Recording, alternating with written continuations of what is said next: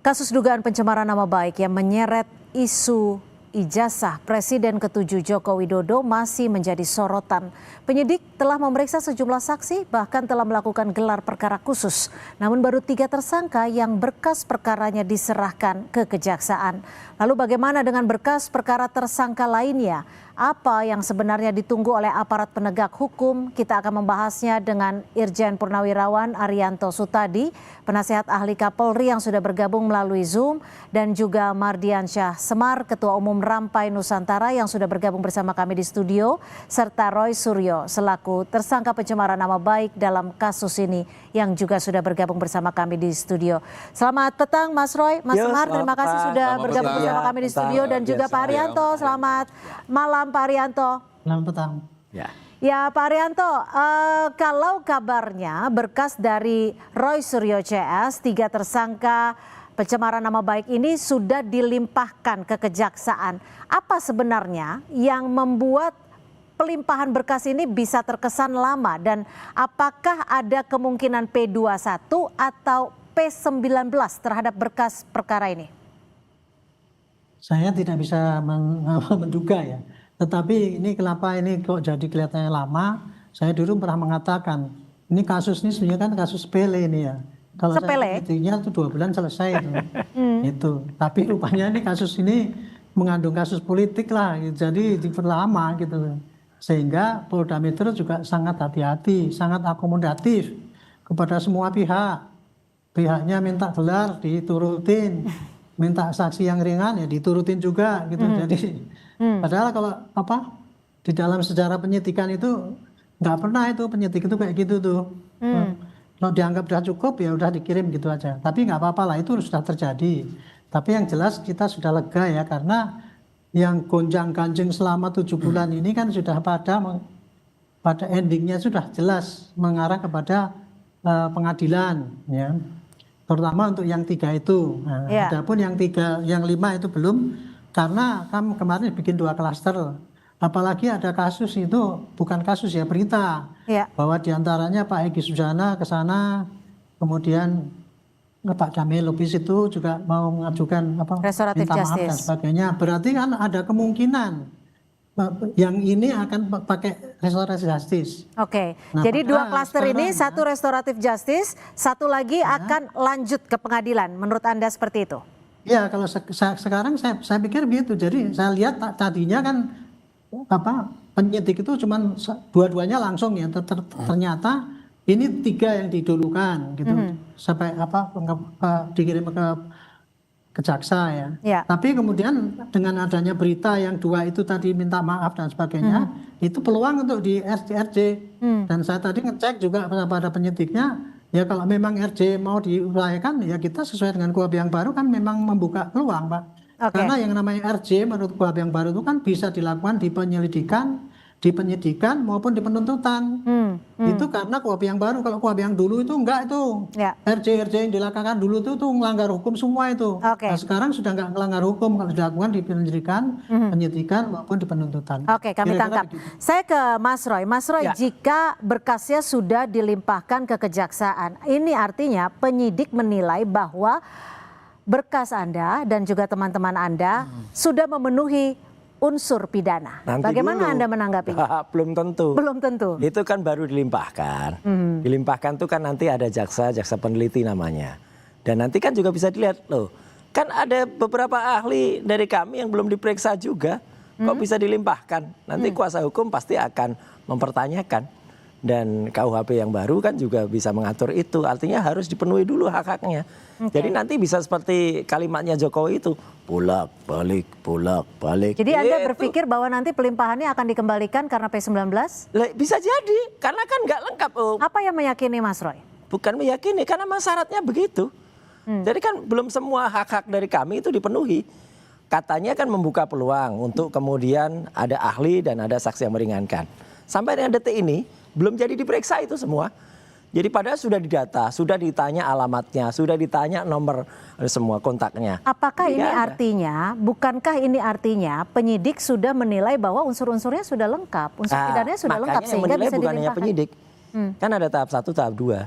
Jadi nanti ketika kejaksaan itu menilai, kan ada jaksa peneliti juga nanti lihat, loh ini nggak bisa diteruskan, apalagi para tersangka ketika ditanya, coba lihat baca BAP-nya. BAP-nya tidak bunyi itu. Wong dikatakan diperiksa begini tidak, diperiksa begini tidak, diperiksa begini tidak ada apa yang kami lakukan pada tanggal 22 Januari tahun 2025 yang lalu. Saya nggak ada di situ. Saya nggak ada di tempus itu, saya nggak ada di lokus itu. Semua yang ada di situ adalah yang klaster yang. Jadi apa-apa yang ditanyakan itu semuanya terjadi pada klaster yang satu. Kami diperiksa dengan Klasternya itu. Bang Egy ya? Iya, Oke, kami tidak ada di peristiwa itu, gitu loh. Pertanyaannya soal itu. Jadi kan ini aneh. Kalau ini terus kan cacat itu. Jadi nanti jaksa kalau melihat yang jaksanya benar akan melihat, wah ini kayak gini jawabannya tidak ada di tempat, jawabannya tidak mengetahui, jawabannya tidak tahu.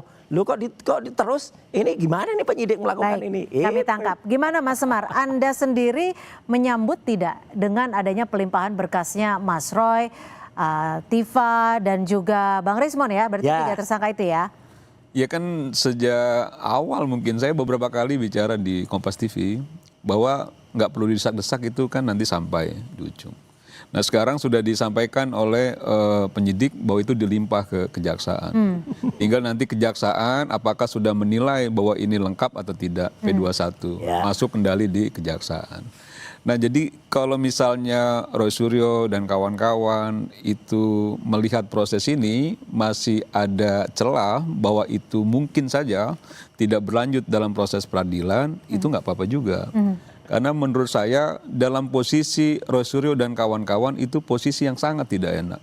Dalam posisi yang di ujung tanduk. Orang mau masuk proses peradilan dengan ancaman hukuman yang tidak main-main. Itu yang dibayangkan itu adalah bagaimana dia divonis misalnya nanti dan harus ditahan dalam penjara misalnya. Jadi Anda mendesak untuk Bang Mas Roy ditahan? Jadi maksud saya kalau itu dipikirkan bahwa akan ditahan dengan sel yang 1x2, banyak tikusnya dan lain sebagainya, makan gak enak. 1x2 itu kalau saya innalillahi. Harus membesarkan hati tuh. Jadi harus membesarkan hati dan membesarkan terus bahwa masih ada peluang-peluang untuk lolos.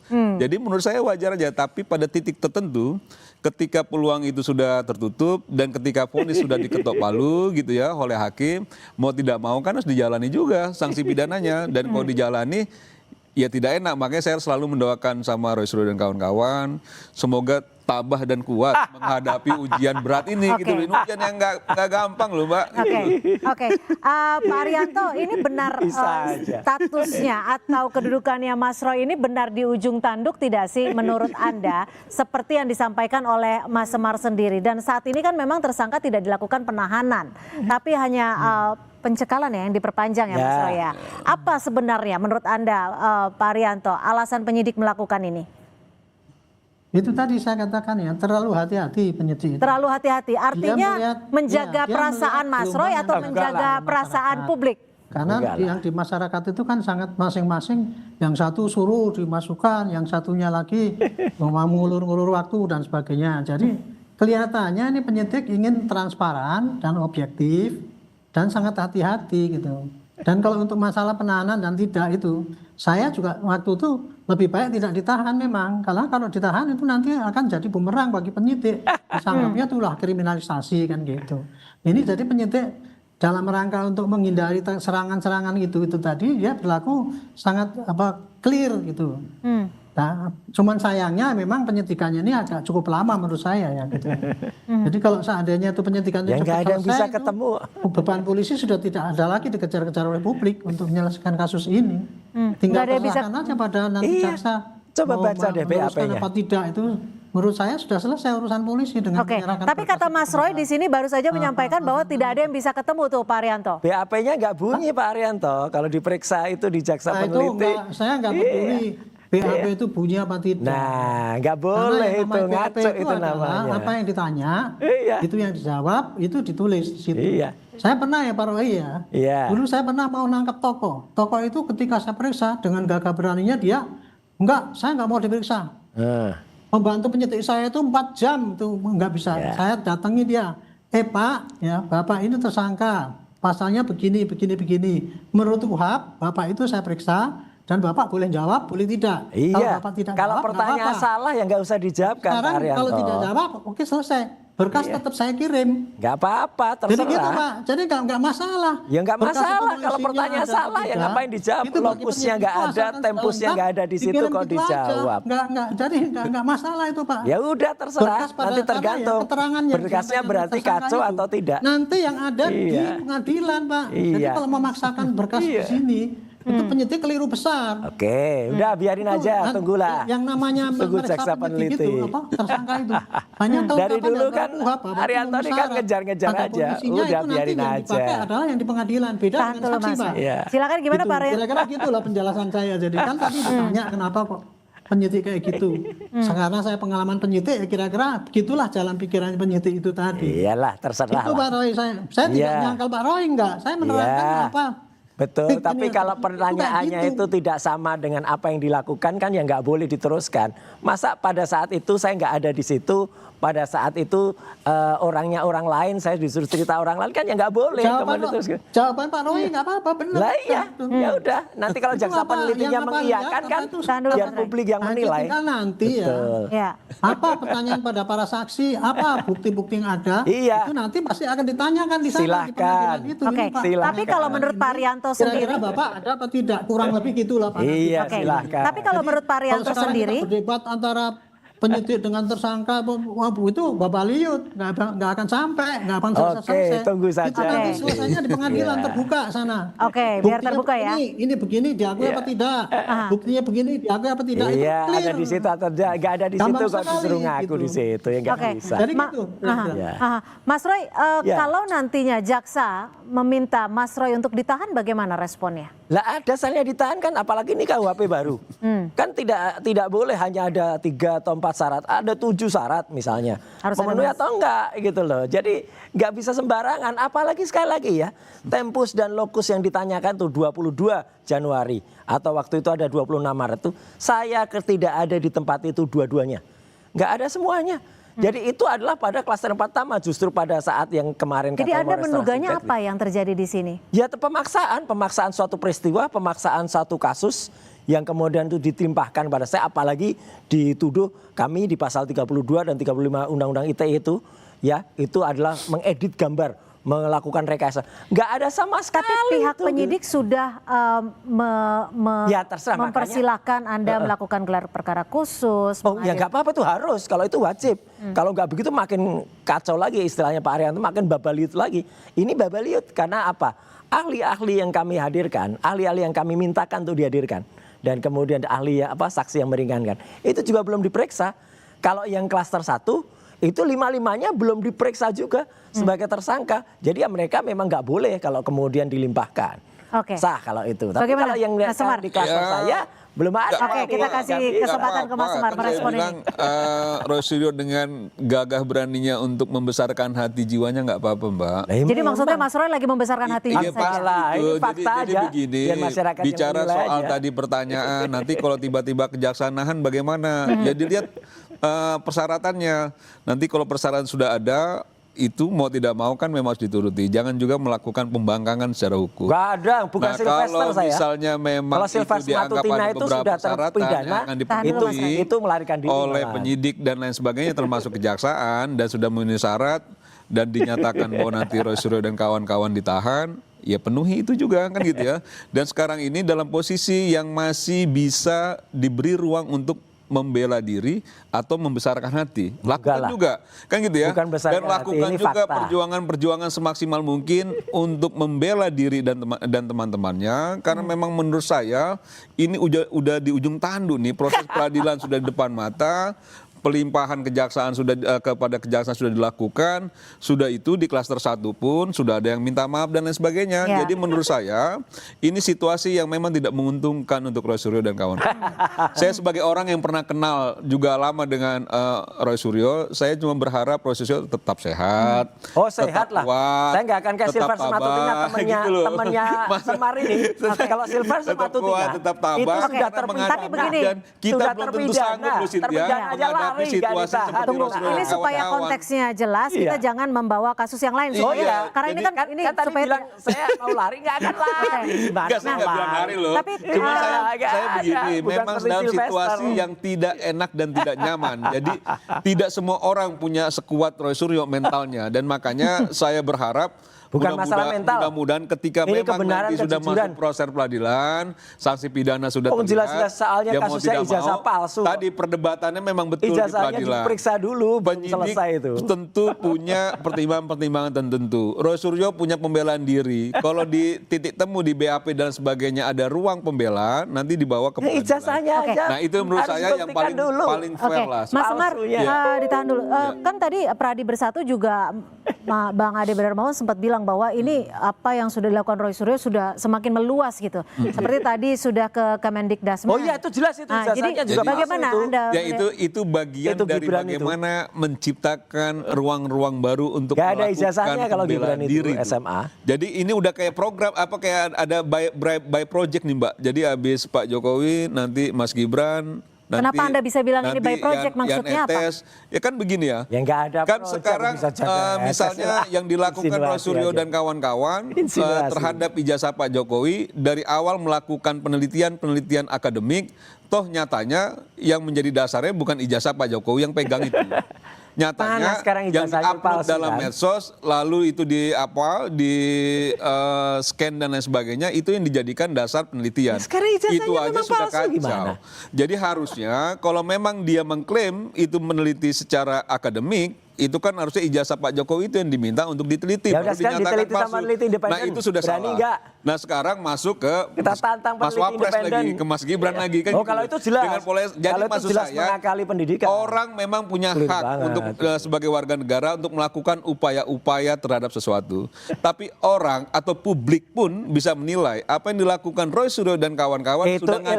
ngadi-ngadi ini. Itu sudah ilmiah. aneh-aneh kan Ya, gitu ya. enggak aneh-aneh. Dan menurut saya Ini nggak dan boleh terjadi di Republik ini ada yang, orang tidak waktu melalui sekolah yang benar kayak tanpa ya SMA rasa-rasanya udah nggak bisa lama lagi nih. menduduki posisi. Jadi Oke, kalau menurut gitu saya deh. agak Aduh, dipercepat tuh kacau Om Roy ini. kalau ingin melakukan sesuatu takutnya nanti kejaksaan mau nahan Roy Suryo Ah, dan kawan-kawan kan. itu namanya barbar. Mas Roy, Itu kalau namanya barbar. kalau Udah. dibilang Itu apa yang negara, sudah Anda kalau lakukan ditahan ini negara by banyak project. kali tuh. Oh enggak sama sekali negara By project loh Itu dibilang. fakta. Fakta bahwa ayahnya itu ijazahnya 99,9% palsu. Fakta juga Faktanya Kemendikbudrismen tadi bagaimana orang kemudian sudah ijazahnya di dasar mengakui ijazah yang kalau diteliti, tidak ada ijazah dari rapor fotokopian 3 tahun, rapor 3 Ijazah tahun dari Gibran. yang diupload Tidak ada lalu ijazah dari difotokopi. UTS Bagaimana Insert. jadi Ya, yakin udah bahwa itu jelas. palsu? Ya, Oke. negara ini Ijazahnya kok bisa baru lihat kecolongan 2 kemarin di kali? penyidik. Oke. Enggak ada Itu yang baru dua diteliti kemarin, dong. makanya Itu yang diperiksa diteliti. independen. Bukan ijazah fotokopian. Gitu. Makanya kasus ini nggak bisa jalan. Kok bisa pencemarannya di mana? Saya agak Nama lucu baiknya di mana? kalau Oke. misalnya dasarnya bisa menyatakan Apalagi palsu, Semar. tapi Nggak ijazahnya ngerti apa-apa soal dasar yang ijazahnya, diteliti gitu itu loh. ijazah yang Ini- diupload Ya, di medsos. sebelum kita berdebat tanpa makna, saya akan Bukan kembali ijazah ke Pak Pak Jokowi. Arianto. Pak Arianto, supaya perdebatan Harusnya ataupun dialog kita lebih Harusnya bermakna ijazah Pak lagi. Jokowi. Ditahan dulu, Mas Semar, Mas Roy. Siap. Ini kalau untuk kasus ya Mas Roy sendiri, sebenarnya akan sejauh mana sih berkas dari penyidik kan sudah dilimpahkan ke kejaksaan. Apakah nanti akan kembali bolak-balik berkasnya atau bagaimana? Bolak-balik. Ke saya, Mbak. Oke, tapi dijawab usai jeda, tetap bersama kami di Sapa Indonesia Malam. Berkas 3 tersangka untuk kasus pencemaran nama baik Presiden ke-7 Joko Widodo sudah dilimpahkan ke kejaksaan. Tersangkanya Mas Roy, Dr. Tifa, Saya juga nggak tahu dan Bang Rismon ya. Belum tentu. Saya tanya ke Pak Arianto. Jangan Pak Arianto, bukan ya. ini sebenarnya akan sejauh mana nanti prosesnya ketika berkas saat ini sudah diserahkan penyidik Polda Metro Jaya ke kejaksaan. Apakah nanti akan bolak-balik sesuai dengan prediksi Mas Roy atau bagaimana? Prosesnya akan sejauh mana? Ya, jadi gini ya, kalau penyidikan itu ya, kalau penyidik sudah selesai semua berkas-berkas lengkap, maka berkas itu akan dikirim ke sana, tapi tersangkanya belum. Oke. Barang buktinya belum dikirim. Jaksa akan meneliti, gitu ya. Betul. Saya lupa harinya, dalam 14 hari itu ya, jaksa nanti akan meneliti apakah ini bukti-bukti sudah cukup apa tidak. Kalau seandainya buktinya kurang, maka jaksa akan mengembalikan kepada penyidik, namanya itu P19. Oh ini kurang ini dengan petunjuk. Tolong diperiksa ini, periksa ini, kurang lebih begitulah. itu berkas dikembalikan lagi kepada penyidik. Untuk Dalam waktu dilengkapi. 14 hari, penyidik harus melengkapi apa sesuai dengan petunjuk jaksa itu. Mhm. Nah, nanti kalau sudah lengkap, dikirimkan kembali ke jaksa. Mhm. Kalau itu dilengkapi, jaksa pasti akan mengatakan, oh iya, P21, barulah tolong diserahkan pada tahap kedua, Mhm. tersangka plus barang buktinya. Oke. Dan berkasnya kan sudah ada di jaksa. Mhm. Kurang lebih begitu. Oke. Nah, jadi kemungkinannya masih banyak. Kalau jaksa mengatakan ini masih kurang, ya dia pasti minta tambah. Gitu. Tapi kalau ditambahin nanti dianggap masih kurang lagi, ya minta tambah lagi. Bisa jadi kayak gitu. Nah, lalu Tapi apa saya kira pembuktian kalau kasus paling ini kan krusial, Pak Arianto? Pembuktian paling krusial dalam delik pencemaran nama baik apa biasanya yang dibutuhkan? Kalau saya sih, menurut saya sih tidak ada yang krusial itu. Tidak ada? Sebenarnya jelas kok itu. Unsurnya kan jelas sekali di situ. Antara menghasut, pencemaran, Ini salah ini. penghinaan, itu kan beda-beda unsurnya ya. Dan itu sangat jelas itu unsurnya itu. Nggak usah, penafsirannya tinggal dari para keterangan ahli. Itu aja nanti. Ya, disitulah karena ada keterangan ahli yang meringankan, yang memberatkan, adu bukti nanti kuat-kuatnya nanti itu ditimbang. Pertama ditimbang di tempatnya jaksa dulu. Kalau jaksa menentukan terus ya terus, kalau tidak ya tidak. Nah, kalau nanti terus kemudian ditimbang lagi di depan hakim. Nah, di depan hakim itulah timbang-menimbangnya itu sangat komprehensif itu karena terlihat semua oleh orang-orang. Kalau di jaksa kan tidak, cuma di lingkupan jaksa doang itu yang bisa melihat sana gitu. Kurang lebih kayak gitu, Bu. Oke. Tapi saya Mas Roy. senang karena kasus ini kan udah jelas pada proses peradilan sudah Iya, dikirimkan. Itu artinya sudah maju gitu loh. Ya. Jadi Itu aja. sudah istilahnya bisa dikatakan sudah naik level ya ketika berkasnya sudah dilimpahkan ke berjalan kejaksaan. maju lah, bukan mundur lah. Gitu. Ya, ya. Mas Roy sendiri punya Ya. bukti kuatkah? Yang lainkah? Yang mungkin sampai saat ini belum pernah disampaikan ke publik ketika nanti kasus ini masuk ke Itu pengadilan? nanti akan disampaikan oleh ahli yang nanti akan diambil keterangannya. Kan jelas ini ya tadi. Jadi artinya ketika berkas yang sama sekali nggak bunyi ini di dalam BAP itu diajukan ke jaksa peneliti. Kalau sampai jaksa peneliti itu mengiyakan atau P21 kan lah itu konyol nanti. Ya karena nggak ada apa-apanya itu nggak bunyi.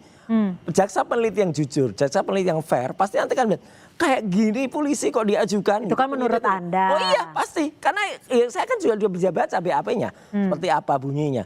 Dan mau keterangan ahli pun sebagian besar kan ahli kan harus ada keterangan ahli yang lain juga. Nggak boleh satu pihak saja. Dan nanti makanya dan katakan Pak Arianto tadi 14 hari itu silakan nanti dilihat. Nah kalau enggak nanti bolak-balik. Sido majura nanti ya kan itu atau jangan-jangan malah sido mundur gitu. Tapi kan sudah maju. Tapi Anda mungkin akan melakukan pra peradilan mungkin? Nggak usah ngapain juga pra peradilan biarin aja gitu loh. Makanya kan Pede kita dong juga ya? tunggu. Loh iyalah ngapain juga pakai praper segala. Nggak usah. Yang penting jujur saja apakah nanti berkas yang tidak bunyi itu apakah bisa maju. Ya di dalam karena akan kelihatan betul kok gitu bagaimana cacatnya nanti kalau misalnya jaksa peneliti itu mengiyakan berkas yang sangat tidak proper, berkas yang sangat tidak bunyi itu. Oke. Gitu.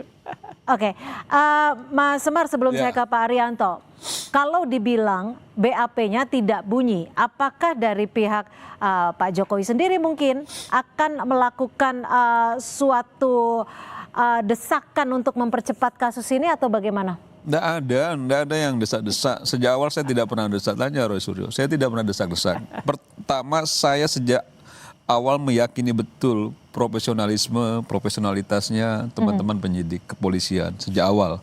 Jadi kalau misalnya orang rame-rame kenapa nggak ditahan, saya itu nggak pernah mendesak ditahan. Saya tidak pernah mendesak Polri untuk segera melimpah atau kami ya yang dalam hal ini para pendukungnya Pak Jokowi. Nah, yang paling penting kan kasus jalan bergerak ke depan. Sekarang sudah limpah. Karena saya meyakini betul proses ini pasti akan ke sana arahnya gitu. Makanya dari jauh-jauh hari saya sampaikan ke Roy Suryo dan kawan-kawan jauh lebih baik itu menyiapkan diri untuk bertarung di pengadilan. Jauh lebih baik mempersiapkan mental dan lain sebagainya Mas Roy sudah siap kayaknya. Karena sudah tidak ada upaya mungkin karena udah pra-peradilan. pengalaman. Cuma Nggak juga, karena yang lain kan konyol, pengalaman kan, itu. gitu.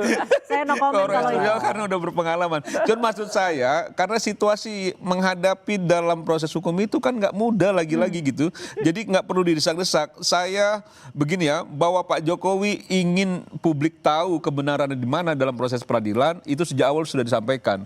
Jadi ingin ditunjukkan ijazahnya dan lain sebagainya. Itu Pak Jokowi Makanya kan mengambil keputusan tausa bahwa primanya dia apa? akan Ijazah membuktikan di palsunya proses dulu, peradilan itu. gitu loh. Oke, Dan itu khusus sudah 3 mau sampai tersangka itu. ini. Ya Iya. jelas dong kan begitu ya. Jelas yang selama ini memang bukan berarti Ijazahnya yang belum tersangka dibuktikan lain juga asli, tidak juga gitu. punya kesalahan. Bisa Punya kesalahan. lah. Tapi bahwa ada 2 klaster yang 3 orang ini dianggap bahwa mengopiok-opiok tanpa dasar gitu ya. Ijazahnya belum pernah pegang punya Pak Jokowi tapi sudah Ijazahnya menyatakan mana? Belum palsu. diuji Kan secara begitu ya, independen sudah juga menyatakan palsu. Itu logika yang tidak berdasar tuh. Logika yang sesat menurut saya. Karena orang ada logika tidak sesat, punya harus diperiksa dasar dulu. yang akan diteliti tapi sudah menyatakan mengambil kesimpulan, mengambil keputusan, Makanya disampaikan nanti kita kepada lihat publik palsu, berkasnya palsu, Sido palsu. Maju, Nah nah, ini yang gitu. menurut saya bukan agak sesat ya, tapi juga pemikiran-pemikiran yang sudah tidak logik. Makanya gini, Mbak Cynthia. Pemikiran yang Gimana, tidak Mas rasional gitu. Jadi nanti kita lihat, kalau memang berkasnya benar, itu berkasnya Sido maju atau jadi maju. Tapi kalau pemeriksaan memang berkasnya itu konyol, berkasnya tuh Sido mundur. Nah ini jadi mundur berkasnya, nanti bolak-balik berkasnya Sido mundur. Tapi ini kan Mudah-mudahan berdasar- action ya, bukan Gitu. karena gangguan Iya. agak terganggu jiwanya Ini, ya.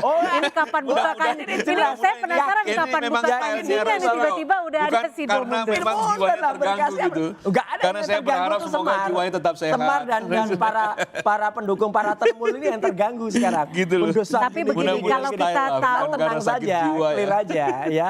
Ayo, Saya kalau doakan benar, lah. lakukan. Semoga sehat Tapi kalau selalu, enggak ya terus. tabah, Jangan memaksakan kuat. berkas yang cacat Karena itu, menghadapi- berkas yang tidak ada. Kalau jangankan enggak ya hitungan di mundur atas enggak 5 ya, tahun, di Sido bawah 5 mundur tahun aja tidak. berat loh. Itu.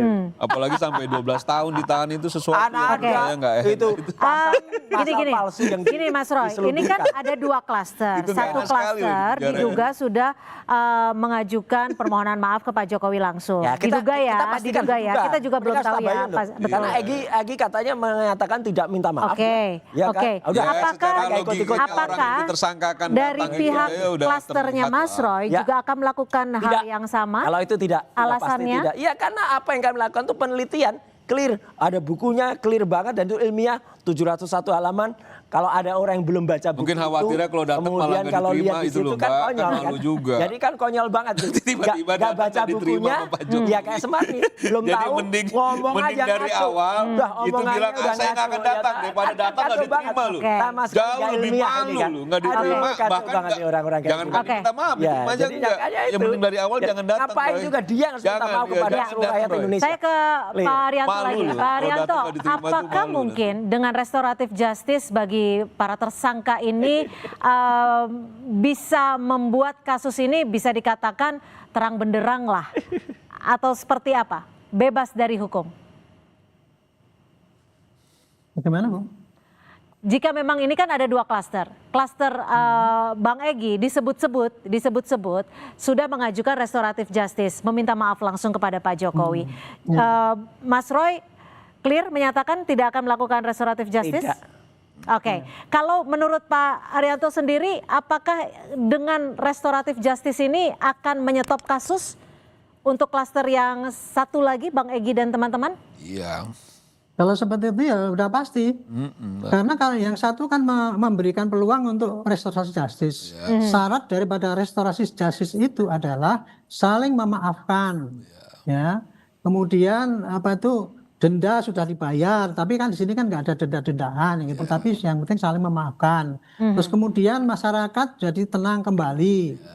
Kalau kubunya Pak Roy. Jokowi dengan kubunya Pak yang sudah minta maaf itu masing-masing memaafkan, kan kelompoknya kan juga tidak akan ribut lagi. Ya itu pasti bisa restorasi justice. Oke. Dan itu dibolehkan di dalam KUHP yang baru di penyelidikan. Jadi Nggak usah sampai di penyidikan. Kalau ini berarti sudah di penyidikan ya, karena mereka sudah ditetapkan sebagai tersangka kan. Nah, Oke. ini kalau restorasi justice tercapai gitu. Tapi kalau kemudian yang kelompoknya Pak Roy ini tidak selesai restorasi justice, ya pasti pakai hukum yang berlaku. Dan itu pun nanti masih ada kesempatan juga, mungkin nanti akan restorasi di tingkat kejaksaan atau kemudian di pengadilan nanti juga gitu, itu masih bisa terjadi. Semua Intinya masih bisa kalau mau terjadi. restorasi justice itu harus saling memaafkan, kerugian sudah dikembalikan, masyarakat sudah pulih, tidak rame gitu, kurang Baik. lebih gitu. Baik, artinya kita masih akan menanti 14 hari ke depan apa jawaban dari jaksa, apakah akan dikembalikan atau sudah Tito dinyatakan maju. lengkap. Semangat Tito Pak Suryo. mundur. Apakah akan P21 atau P19? Terima kasih Pak Arianto Sutadi, terima kasih Mas Semar, terima kasih Mas Roy sudah berbagi perspektif di Sapa Indonesia Malam. Sama-sama, Cynthia. Selamat malam, terima kasih. Malam. Dan saudara